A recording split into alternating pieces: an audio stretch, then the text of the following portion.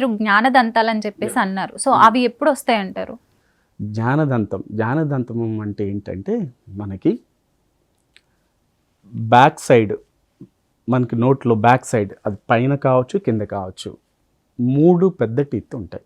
ఒకటి first molar, second molar, third మోలార్నేమో మనం జ్ఞానదంతం అంటాం. మిగిలిన 2 మోలార్స్ను మనం ఏంటంటే దవడపళ్ళు అంటాం. ఈ దవడపళ్ళు దవడపళ్ళు అంటే ఫస్ట్ మోలార్, సెకండ్ మోలార్, ఈ 2 మాత్రం మనం ఫుడ్ చేయడానికి, ఫుడ్ గ్రైండ్ చేయడానికి కన్ఫామ్గా మనకు అవసరం. నెక్స్ట్ జ్ఞానదంతం. ఈ జ్ఞానదంతం అనేది ఏంటంటే లాస్ట్లో ఉంటుంది. ఇది ఏజ్ 18 to 21 ఏజ్లో మనకి బయటకు వస్తుంది. అది అప్పటి వరకు లోపలే ఉంటుంది. అన్ని టీత్ కూడా మనకి 13 to 14 ఇయర్స్కి కంప్లీట్గా వచ్చేస్తాయి.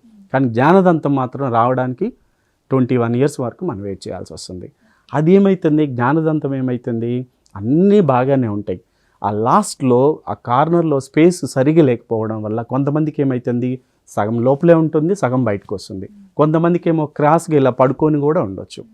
అలాంటి వాళ్ళల్లో ఈ జ్ఞానదంతం అనేది మనం రిమూవ్ చేసుకోవాల్సిన అవసరం ఉంటుందండి.